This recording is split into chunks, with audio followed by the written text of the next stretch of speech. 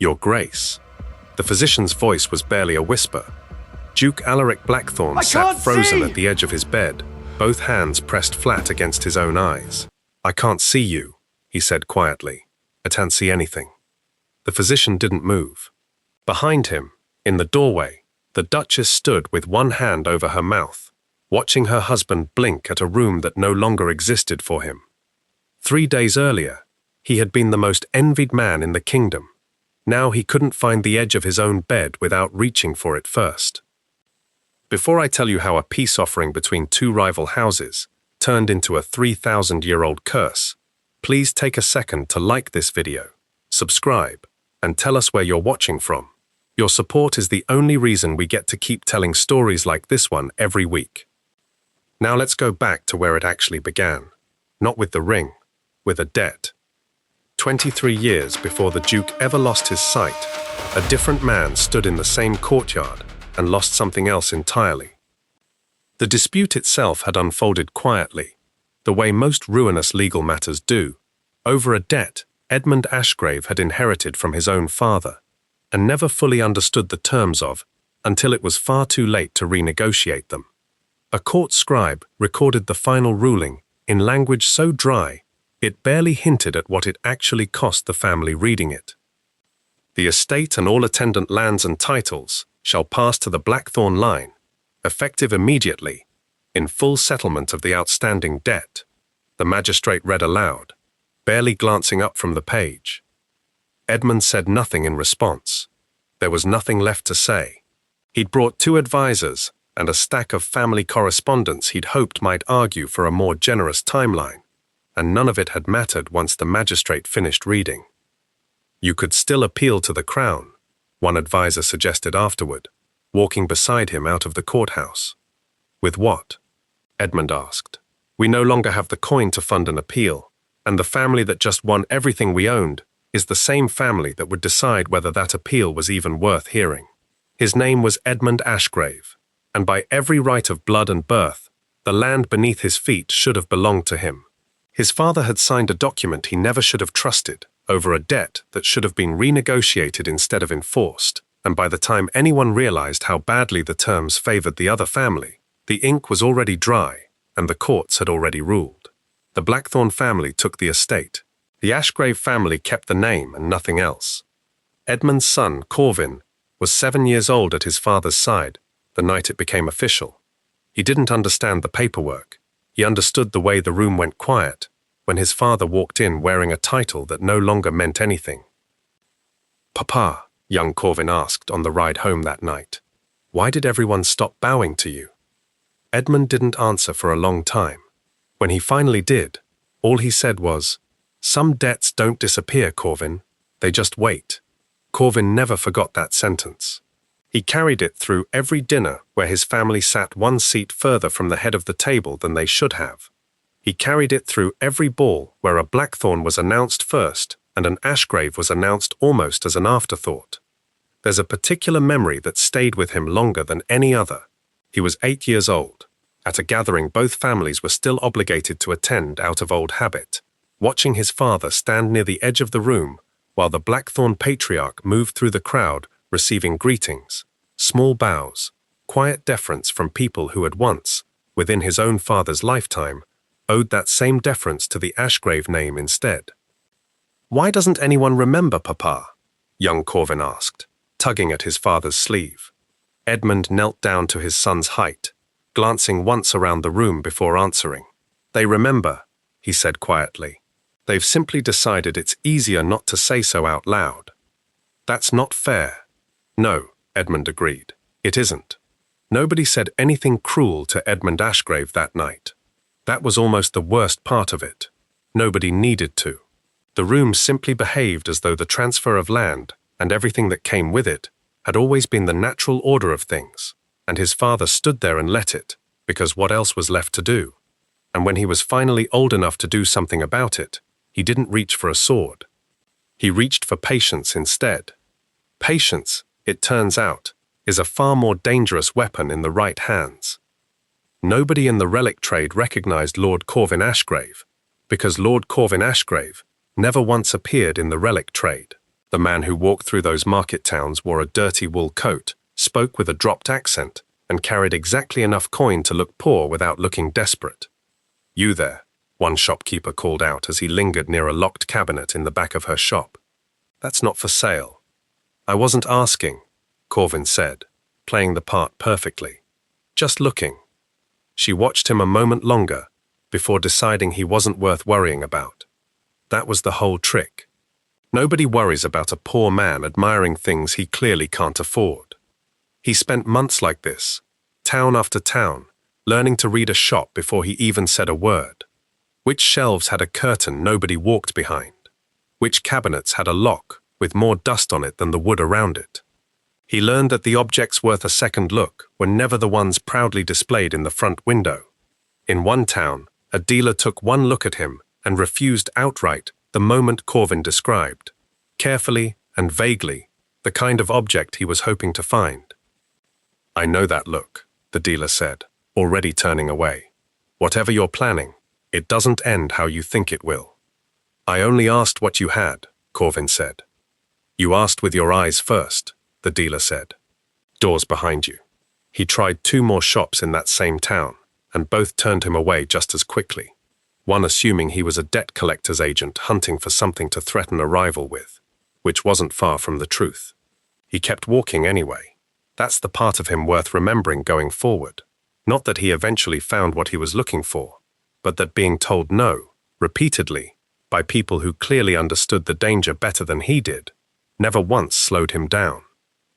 In one shop, an old woman selling farm tools and second-hand cookware told him, without him even asking, that she kept exactly one item in the back she'd never sell to a neighbor.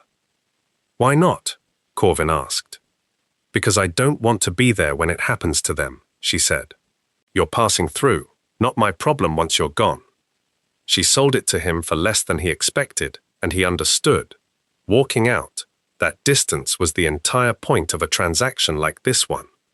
Nobody wanted to be standing nearby when the thing they'd sold finally did what it was rumored to do. That particular item turned out to be nothing more than an old cracked mirror with a minor reputation for bad luck, useless for what he needed. But it taught him something about how this market actually worked that no amount of asking around ever could have. It took 3 more months and 2 more towns before he found it. A small shop, dust thick enough to suggest nobody had touched the back shelf in a generation. Wrapped in layers of dark cloth, sealed at the edges with wax that had cracked and been resealed more than once. The shopkeeper's hand came down over his dwingst the moment his fingers touched the cloth. "That one doesn't leave with strangers," the old man said. It took 3 visits and more coin than Corvin had planned to spend before the man finally relented. On the last visit, before he handed it over, the shopkeeper asked one quiet question. "Who's it for?" Corvin didn't answer. The old man nodded slowly, as if he'd expected exactly that silence, and wrapped the ring tighter than before. Before he ever brought the ring anywhere near Blackwood Estate, Corvin made one final stop. His father, Edmund, was old by then, his health failing faster than either of them wanted to admit, spending most of his days seated near a window, overlooking land that no longer belonged to his family. "You found something," Edmund said, the moment Corvin walked into the room. Age hadn't dulled his ability to read his own son. "I found a way to fix what happened to us," Corvin said. Edmund studied him for a long moment, his eyes moving to the small wrapped bundle Corvin carried under one arm. "That isn't fixing anything," he said quietly. "That's revenge wearing a fixing costume. Does it matter what it's wearing, if it works?" "It matters to the man who has to live with what he did to get there," Edmund said. "I spent my whole life waiting for someone to hand back what was taken from us. I never once let myself become the kind of man who'd take something just as cruel in return. Don't let this be the thing that finally breaks that in you." Corvin knelt beside his father's chair, the way he had as a boy on countless nights before this one. "I'm tired of waiting, Papa. I'm tired of watching you sit in this chair by a window that used to be yours." Edmund reached out and rested a trembling hand on his son's shoulder. "Then take it back through the courts. Take it back through marriage, through alliance, through patience that doesn't cost anyone their life. Don't take it back through something that's already killed people once before, 3,000 years ago, whoever they were. Corvin didn't answer. He simply took his father's hand, held it a moment longer than usual, and left before the old man could ask to see what was inside the bundle. It was the last real conversation the two of them ever had. Edmund passed away less than 2 months later, before he ever learned what his son had actually done with what he'd been carrying that night. Corvin told himself, more than once in the years that followed, that this was a mercy. He was rarely sure he believed it. Corvin Ashgrave requests an audience, Your Grace. Duke Alaric Blackthorne looked up from his correspondence, surprised. The two families hadn't shared a private conversation in years, not since the last time Corvin's father had tried, unsuccessfully, to reopen the old land dispute through the courts. Corvin entered wearing his real face this time. No dirty coat, no dropped accent, just a rival dressed in his finest, holding a small wooden box. "I've come to put an old grudge to rest," Corvin said, setting the box down. "Call it a gesture. 2 houses, finally moving forward." Alaric opened it. Inside, resting on dark velvet, sat an ornate ring, old in a way that felt almost uncomfortable to look at directly. "Corvin," Alaric said slowly, "this is generous. Consider it overdue," Corvin said, and smiled in a way that read, to everyone in that room, as nothing but sincere. That night at dinner, Alaric wore it, holding his hand up to the candlelight so the whole table could admire it. "It suits you, Your Grace," one visiting baron offered.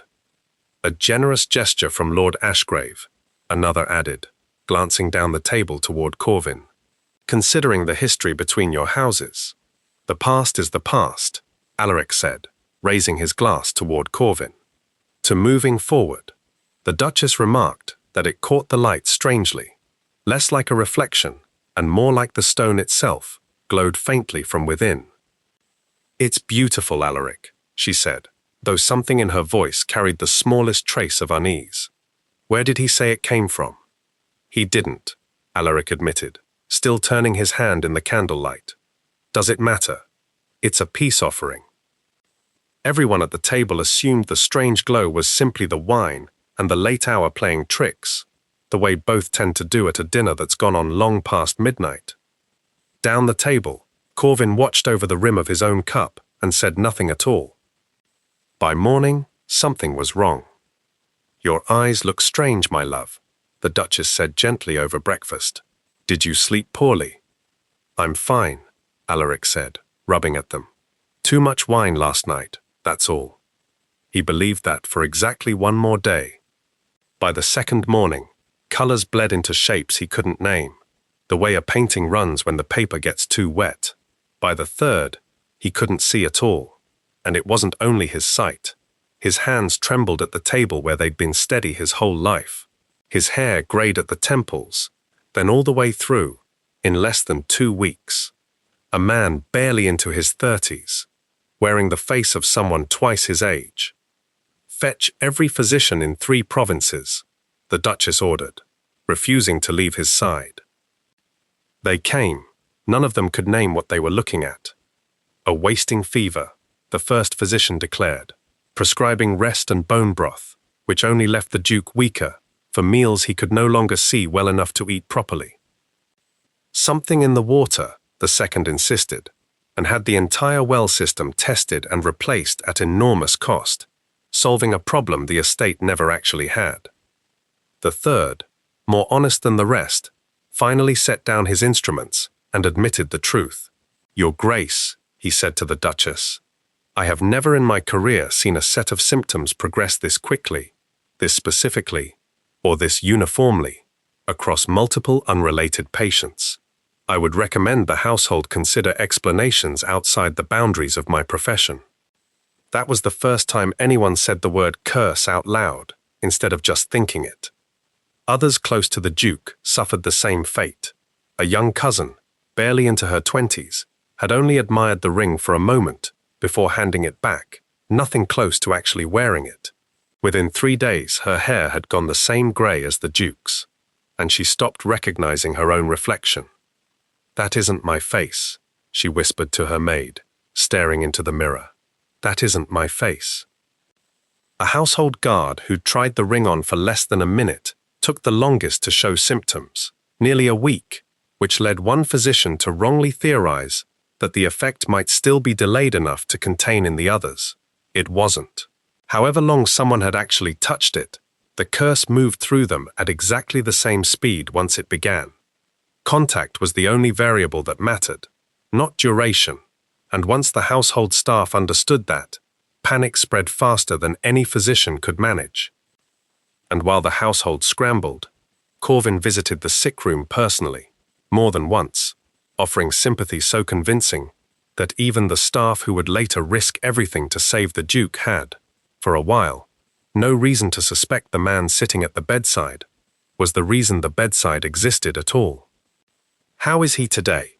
Corvin would ask the Duchess gently, each visit, his face arranged into exactly the right measure of concern. "The same," she would answer, exhausted. "Thank you for asking, Corvin. It means more than you know." He always nodded, always lingered a respectful few minutes and no longer, and always left before anyone could ask him a question he didn't already have an answer prepared for. "He can't govern like this," one councilman muttered in the hallway outside the Duke's chambers. "Someone has to."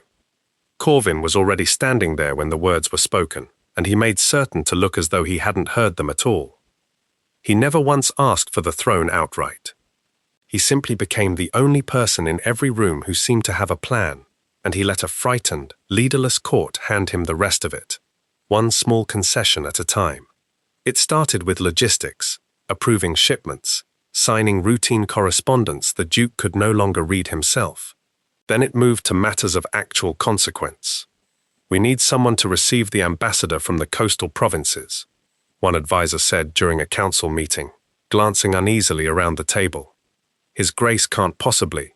"I'll handle it," Corvin offered, before anyone else could volunteer.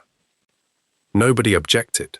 Nobody had the energy left to object to anything, and Corvin understood that exhaustion, more than any argument, was the real currency of that entire crisis. Within a month, he was making decisions the Duke should have been making. Within 2, nobody in the household staff bothered asking permission from anyone else. This was never how it was supposed to happen, one advisor said privately, watching Corvin settle into meetings that used to belong to the Duke. "But what choice do we have? Someone has to hold this kingdom together." "Lord Ashgrave has been remarkably steady through all this," another agreed. "Considering everything, nobody in that room knew they were describing exactly the plan Corvin had spent 20 years building toward. And the people the ring had touched, he didn't discard them carelessly, he traded them. "You remember what your grandmother taught me," Corvin said quietly, standing at the edge of a shrine, buried past the eastern ridge, a place with no road leading to it, and no name on any map. The old prayers, the old debts. His father had prayed here in private, back when private prayer to a forgotten god was one of the only things left for a family that had lost everything else. Corvin had never expected to actually need it. Now he stood at the threshold with an offer prepared. "Keep their sight," he said into the dark. "Keep their years. Keep whatever you want. Just leave their bodies breathing, hidden here, out of sight. Nobody comes looking for people who are simply gone." There was no fire, no blood, nothing dramatic enough to match the size of what he was asking. Just an old, half-remembered phrase, spoken quietly, while the afflicted, too weak and too blind to resist, were led one at a time past a threshold none of the staff who carried them ever wanted to describe crossing. The elderly housekeeper who assisted that night never spoke of it again in detail, not even years later, except once, to a young maid who asked her directly what she'd seen. "Nothing you'd believe," the housekeeper said, her hands trembling as she said it. "I walked in with a person on my arm, and I walked out alone, and I couldn't tell you, if my life depended on it, what happened in between those 2 steps. They walked in with a person, they walked out alone. The kingdom had a new ruler. On paper, nobody left to stop him. Nobody, except 4 people who had never touched the ring at all. The Duchess had watched her husband disappear behind blind eyes and greying hair for weeks, refusing every suggestion that she step back and let the physicians handle it alone. She had married into this life from a smaller, considerably less wealthy family, and the household staff who'd known her the longest would tell you privately that she'd never quite let go of the habits of someone who'd once had to work for what she had. "You should rest, Your Grace," her lady's maid urged one evening, finding her still sitting at the Duke's bedside past midnight. "I'll rest when he can see again," the Duchess said, without looking up. The household maiden, a sharp young woman named Wren, who'd grown up on the estate the same way her mother had before her, noticed things nobody else bothered to. She'd spent years learning to read a room the way household staff often have to: who was lying, who was frightened, who was hiding something behind a carefully neutral expression. "Something's wrong with him," she told the Duchess quietly one evening, glancing toward the door Corvin had just left through. "The way he watches. It isn't grief." The Duchess studied her for a long moment. "Keep watching," she said, quietly. From that night forward, Wren began paying closer attention, listening at doorways she had every legitimate reason to be standing near anyway. She noticed Corvin always seemed to know things before anyone told him. She noticed his sympathy, expressed at length in front of the full council, never once extended to sitting alone with the Duke for more than a few minutes at a time, as though something about the room made him uneasy, in a way grief alone wouldn't explain. She kept a private accounting of it all, dates and small details, not because she knew yet what she was building toward, but because something in her refused to let the pattern go unrecorded. Two farmhand brothers, Jos and Peter, who'd worked the estate's fields their whole lives and owed the Duke nothing more than an honest wage, refused to accept what the rest of the frightened court had already accepted. "He forgave our family's rent the year the harvest failed," Peter said, standing in the estate kitchen with his cap in his hands. "Nobody had to ask him twice. We're not walking away from him now." "What can two farmhands even do?" Jos asked, half to himself. "I don't know yet," Peter admitted, "but we're going to find out. 4 people, 4 different lives, 1 shared refusal." For 2 weeks, Wren kept her private accounting hidden inside the lining of an old sewing basket, adding to it whenever she found a quiet moment between her regular duties. Dates, small details. The way Corvin's guards had quietly begun replacing the household's longest-serving staff with men nobody in the estate recognized. She nearly lost everything on the night she was caught reading it back to herself by candlelight in the servants' hall. "What are you writing?" one of Corvin's new guards asked, appearing in the doorway before she'd heard his footsteps. Wren closed the basket calmly, though her heart was pounding hard enough that she was certain he could hear it. "Mending accounts, sir," she said. "Her Grace likes to know what's owed to the seamstress each month." The guard studied her a moment longer than she would have liked, then shrugged and moved on. She didn't breathe normally again until he was well out of earshot. She brought what she'd gathered to the Duchess the following morning, laying it all out in careful order. "This isn't proof of anything, not by itself," the Duchess admitted, studying the pages. "A suspicious visit here, a convenient absence there." "No," Wren agreed, "but it's a pattern, and patterns are what convince people, even when no single piece of it would." "Keep going," the Duchess said. "Carefully. If he catches you—" "I know what happens if he catches me," Wren said quietly. "I'm still going to keep going."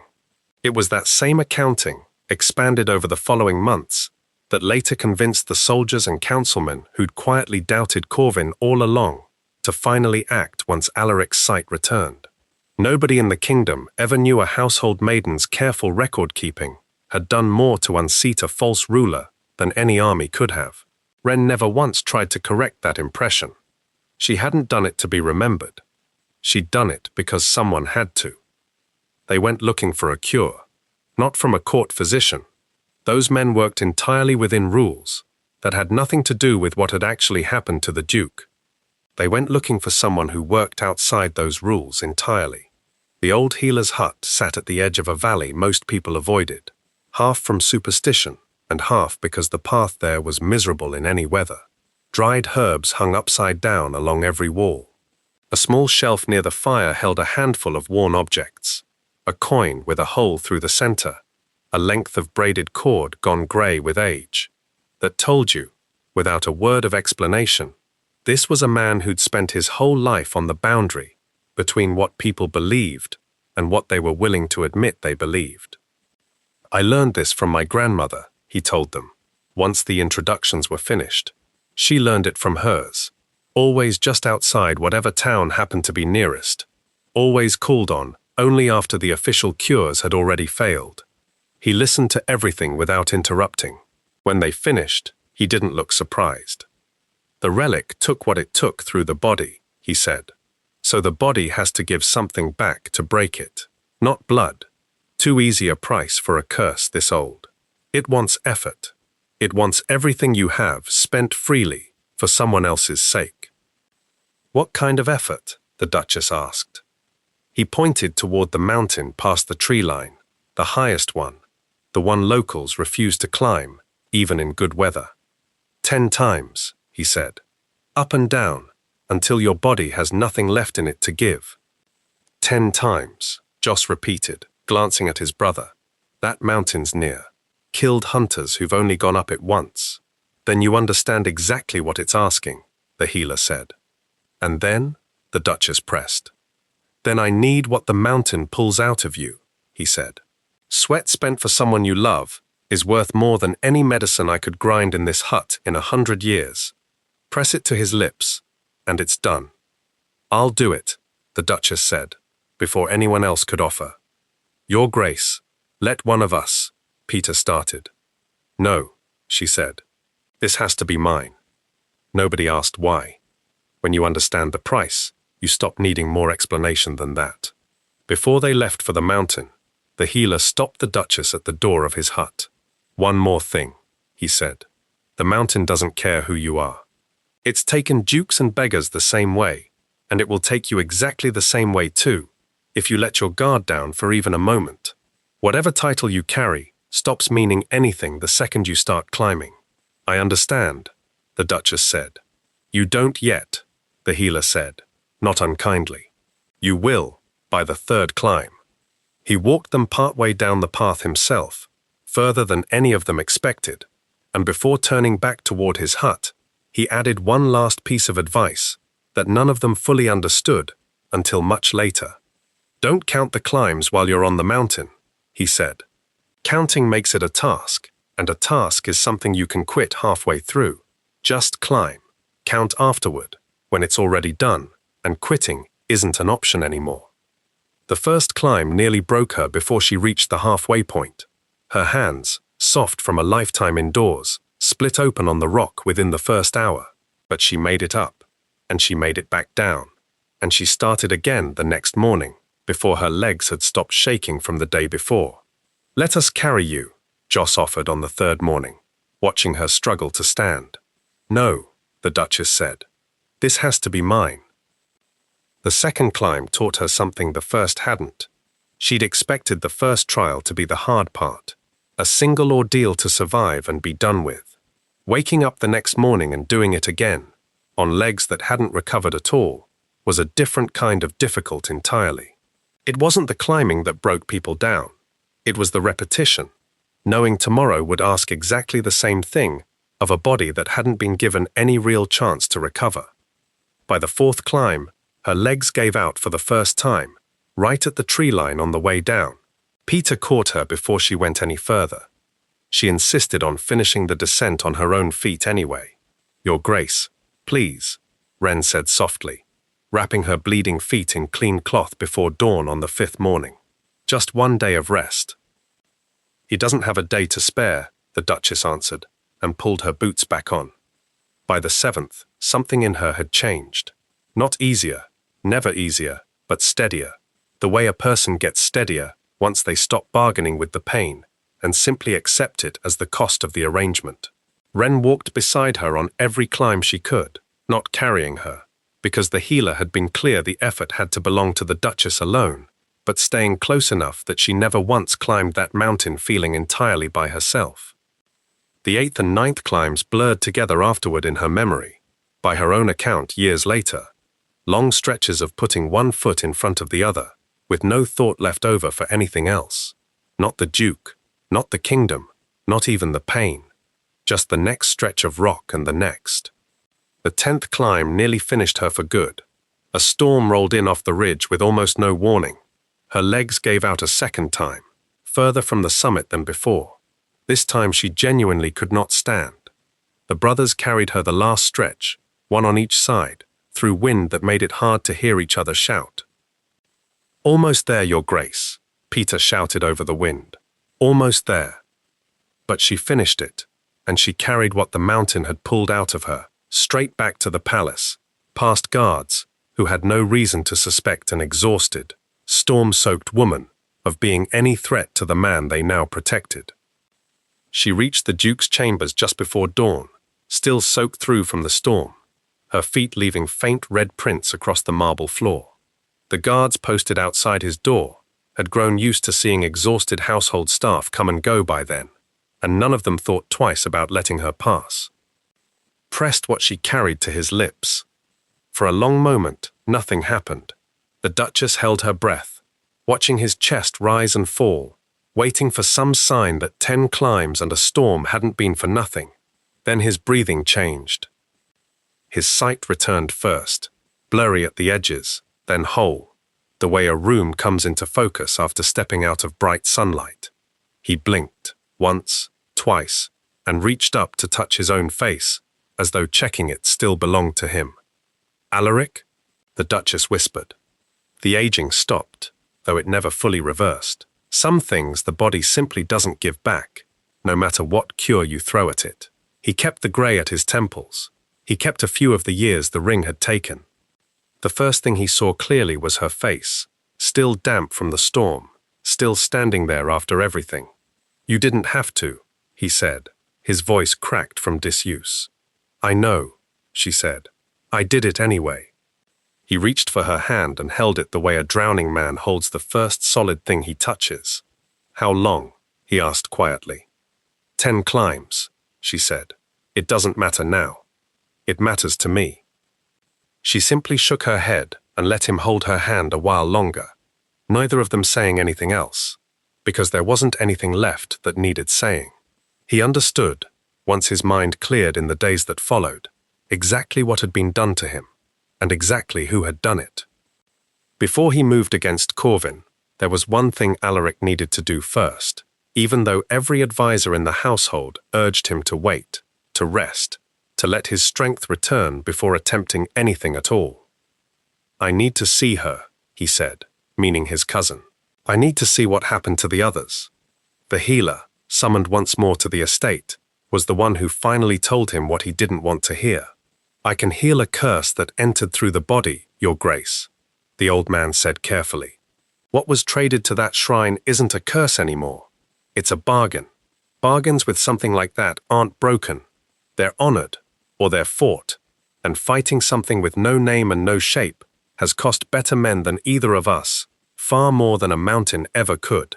"Then I'll fight it," Alaric said. "You'll die trying, and it still won't give her back," the healer said, not unkindly. "Some debts, Your Grace, truly can't be repaid, not even by a duke."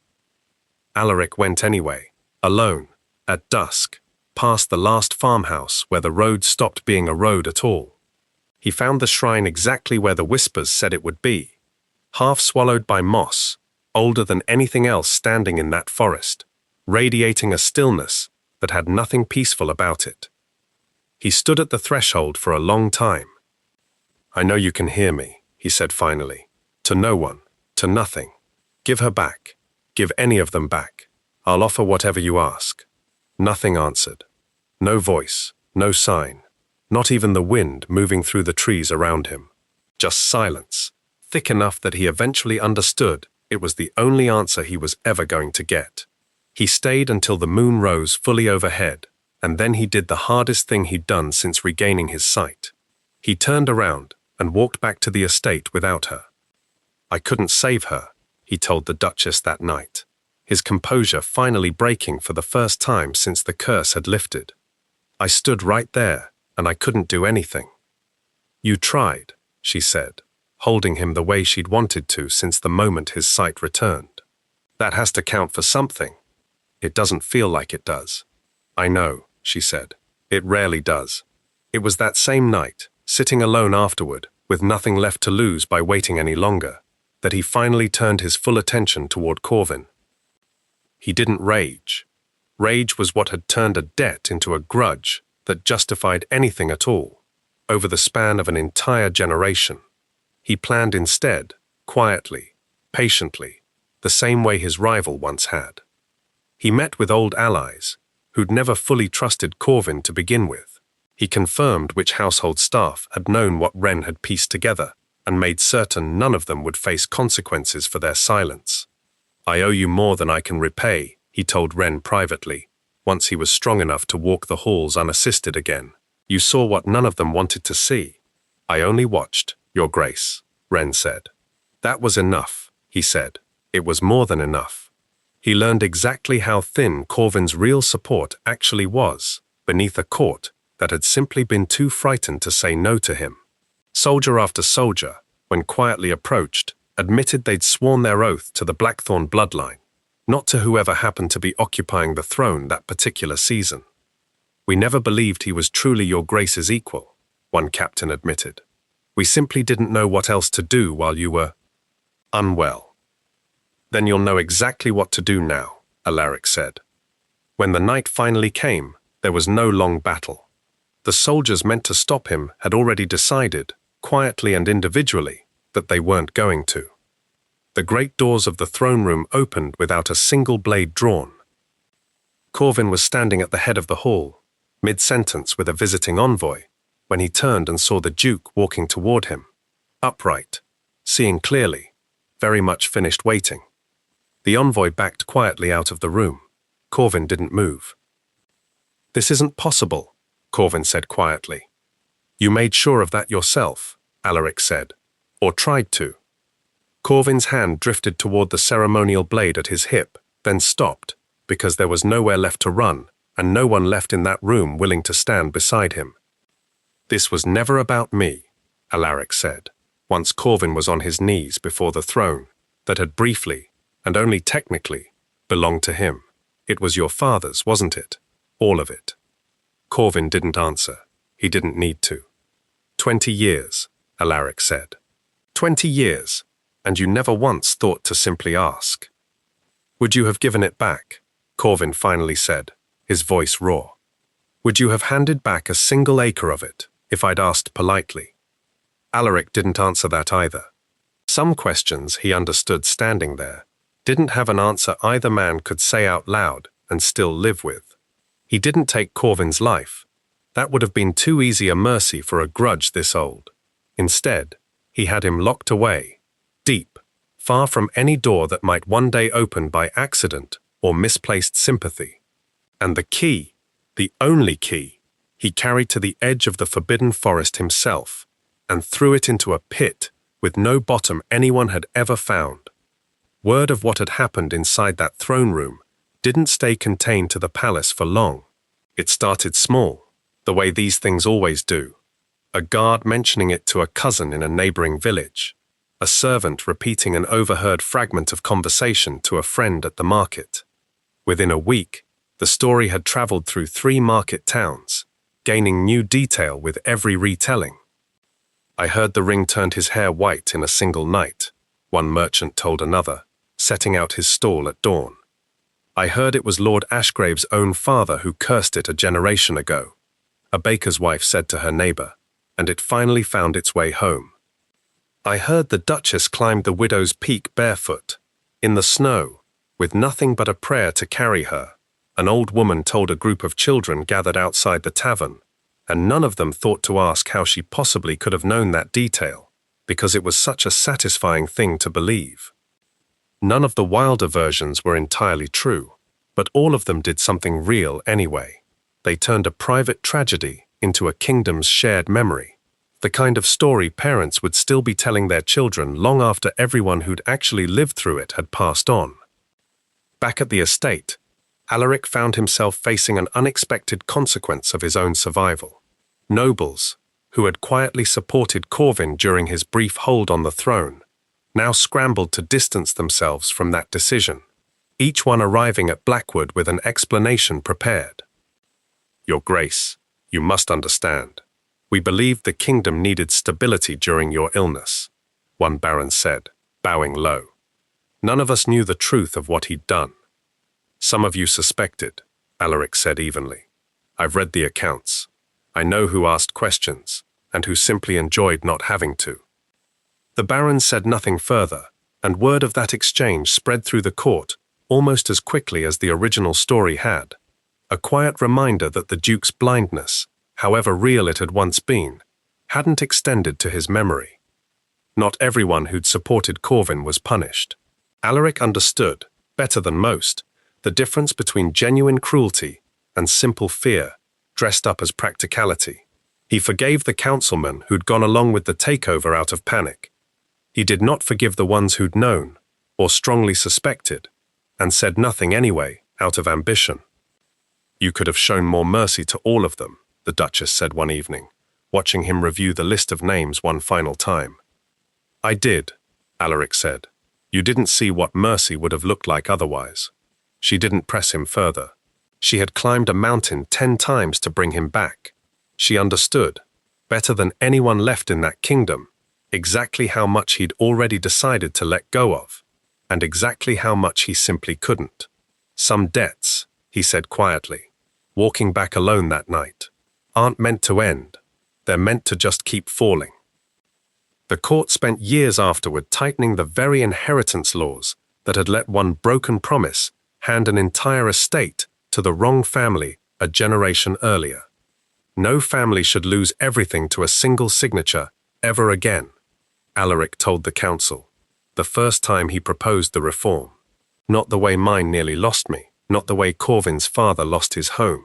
Some of the older nobles resisted at first, wary of any change to a system that had, after all, worked in their own family's favor for generations. But the story of what had happened at Blackwood, the curse, the shrine, the locked door in the Forbidden Forest, had already spread through every corner of the kingdom by then, and no one on the council wanted to be remembered as the man who'd stood in the way of preventing it from happening again. The reform passed within the year. It didn't undo what had happened to Corvin's father. Alaric never pretended it did, but it meant the next family in that position wouldn't be as easy to quietly erase. The Duchess never left his side again, not after what she'd carried up that mountain for him, and not after what he'd said the moment his sight came back. She never spoke publicly of the 10 climbs, though the scars on her hands never fully faded, and more than once, a curious guest at a royal banquet would ask, carefully, about the faint marks along her palms. "An old accident," she would say simply, and change the subject, because some things were never meant to become a story told at dinner parties. Wren stayed close to the household for the rest of her life, quietly credited by everyone who knew the full story, though never publicly, with noticing what nobody else had thought to notice in time. When Alaric offered her a title of her own, a small estate, anything she wanted as thanks, she turned it down. "I'd rather keep the freedom to notice things," she told him, "than the burden of a name people would expect things from." She did accept one gift, eventually, a modest cottage near the estate gates, close enough that she could visit whenever she liked, far enough that no one mistook her for anything other than exactly what she wanted to be. Joss and Peter went back to the fields, though the Duke made sure neither of them ever worried about a bad harvest again. Their family's plot of land, passed down through their own children afterward, never once changed hands the way the Duke's own estate nearly had a generation earlier. It's said Alaric visited that plot personally every year on the anniversary of the night his sight returned, not as a lord inspecting his lands, but simply as a man returning to thank the 2 people who'd carried an exhausted woman the last stretch up a mountain when she couldn't carry herself. As for Corvin, locked away behind a door with no key left anywhere in the world to open it, the accounts that survive don't agree on much, except for one detail every version repeats. In the early years, guards posted nearby swore they could hear him some nights, not shouting, not pleading, just talking quietly to no one. going over the same conversation again and again, as though he was still trying to win an argument that had ended the moment Alaric walked back into that throne room seeing clearly. After a few years, the sound stopped. Nobody knew, or particularly wanted to know, whether that meant he'd finally gone quiet on his own, or whether there simply wasn't anyone left in that darkness worth talking to anymore. Somewhere past the eastern ridge, a shrine still stands, holding whatever the old god took and never gave back. Alaric never returned to it again after that first night, though the Duchess once found him standing at the window facing that direction, long after everyone else in the household had gone to sleep. "Thinking about her?" she asked quietly, coming to stand beside him. "Every year, on the day it happened," he admitted. "I don't think that will ever stop." "It shouldn't," she said, and took his hand. And somewhere past the tree line, in a forest people still won't enter after dark, there's a key resting at the bottom of a pit with no known floor, holding down a man who thought a 3,000-year-old curse and a generation-old debt could buy him a throne that was never his to take. It couldn't. And it's the kind of story that makes you wonder, how many gifts out there right now are exactly what they look like on the surface, and how many of them are 3,000 years of somebody else's grudge, patiently wrapped, quietly waiting for you to be the one who finally puts it on. All right, here's a quick question. Was Corvin a villain, or was Alaric's family just as guilty for keeping stolen land for 20 years? Also, before you answer the question, if this story kept you listening past the point you meant to stop, please consider subscribing. It's the easiest way to make sure the next one finds you too. Thank you.